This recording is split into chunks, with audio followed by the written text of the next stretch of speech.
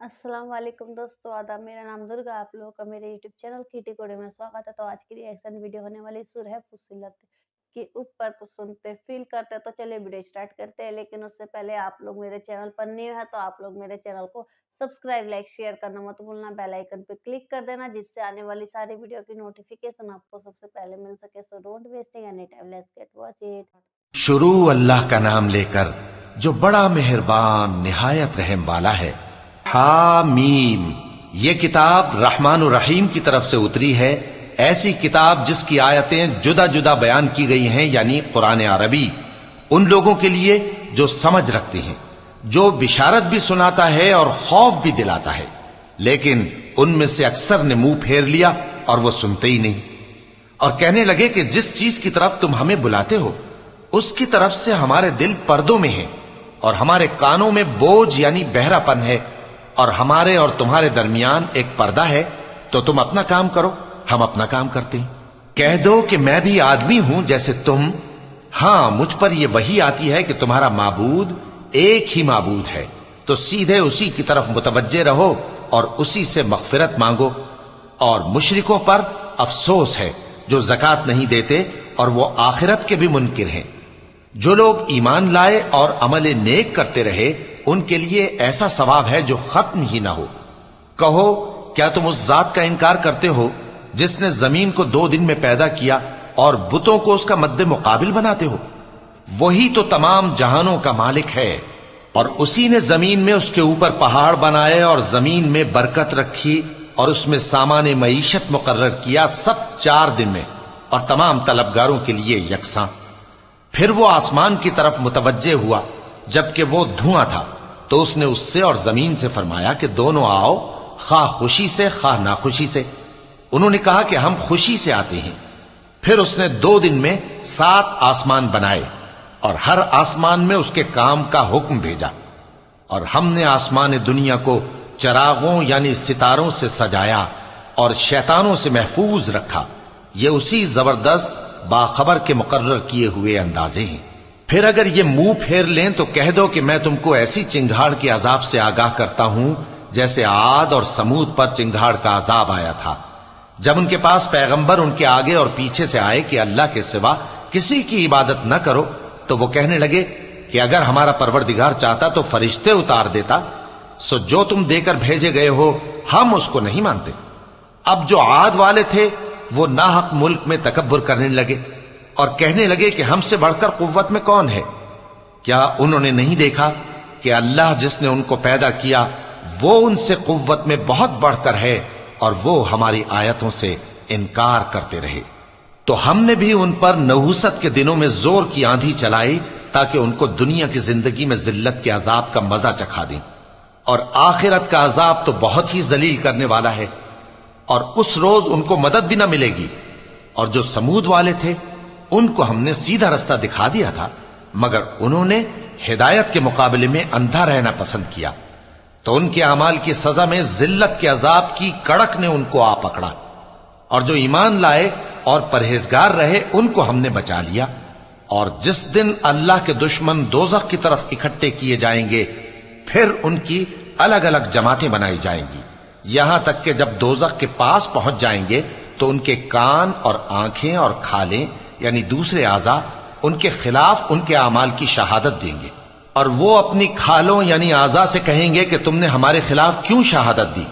वो कहेंगी कि जिस अल्लाह ने सब चीजों को नुत्क बख्शा उसी ने हमको भी गोयाई दी, और उसी ने तुमको पहली बार पैदा किया था और उसी की तरफ तुम लौटाए जा रहे हो। और तुम इस बात के खौफ से तो पर्दा नहीं करते थे कि तुम्हारे कान और तुम्हारी आंखें और खालें तुम्हारे खिलाफ शहादत देंगी, बल्कि तुम ये ख्याल करते थे कि अल्लाह को तुम्हारे बहुत से अमाल की खबर ही नहीं, और उसी ख्याल ने जो तुम अपने परवरदिगार के बारे में रखते थे तुमको हलाक कर दिया और तुम खसारा पाने वालों में हो गए। अब अगर ये सब्र करेंगे तो भी इनका ठिकाना दोज़ख ही है, और अगर तौबा करेंगे तो इनकी तौबा कबूल नहीं की जाएगी। और हमने इनके ऐसे साथी बनाए जिन्होंने इनके अगले और पिछले अमाल इनको उम्दा कर दिखाए थे, और जिन्नात और इंसानों की जमातें जो इनसे पहले गुजर चुकी उन पर भी अल्लाह के अजाब का वादा पूरा हो गया। बेशक ये नुकसान उठाने वाले हैं اور کافر کہنے لگے کہ اس قرآن کو سنا ہی نہ کرو، اور جب پڑھنے لگے تو شور مچا دیا کرو تاکہ تم غالب رہو۔ سو ہم بھی کافروں کو سخت عذاب کے مزے چکھائیں گے اور ان کے برے اعمال کی جو وہ کرتے تھے سزا دیں گے۔ یہ اللہ کے دشمنوں کا بدلہ ہے، یعنی دوزخ، ان کے لیے اسی میں ہمیشہ کا گھر ہے۔ یہ اس کی سزا ہے کہ ہماری آیتوں سے انکار کرتے تھے۔ اور کافر کہیں گے کہ اے ہمارے پروردگار، جنوں اور انسانوں میں سے جن لوگوں نے ہم کو گمراہ کیا تھا ان کو ہمیں دکھا کہ ہم ان کو اپنے پاؤں تلے روند ڈالیں تاکہ وہ سب سے نیچے رہیں۔ جن لوگوں نے کہا کہ ہمارا پروردگار اللہ ہے، پھر وہ اس پر قائم رہے، ان پر فرشتے اتریں گے اور کہیں گے کہ نہ خوف کرو اور نہ غمناک ہو، اور بہشت کی جس کا تم سے وعدہ کیا جاتا ہے خوشی مناؤ۔ ہم دنیا کی زندگی میں بھی تمہارے دوست تھے اور آخرت میں بھی تمہارے رفیق ہیں، اور وہاں جس نعمت کو تمہارا جی چاہے گا تم کو ملے گی، اور جو چیز طلب کرو گے تمہارے لیے موجود ہوگی۔ یہ بخشنے والے مہربان کی طرف سے مہمانی ہے۔ اور اس شخص سے بڑھ کر بات کا اچھا کون ہو سکتا ہے جو اللہ کی طرف بلائے اور عمل نیک کرے اور کہے کہ میں مسلمان ہوں۔ اور بھلائی اور برائی برابر نہیں ہو سکتی، تو سخت کلامی کا ایسے طریق سے جواب دو جو بہت اچھا ہو۔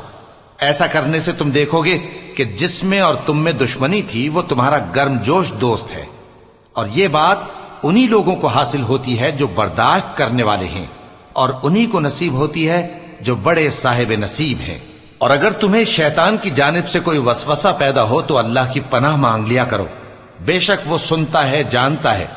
اور رات اور دن اور سورج اور چاند اس کی نشانیوں میں سے ہیں۔ تم لوگ نہ تو سورج کو سجدہ کرو اور نہ چاند کو، بلکہ اللہ ہی کو سجدہ کرو جس نے ان چیزوں کو پیدا کیا ہے، اگر تم کو اس کی عبادت منظور ہے۔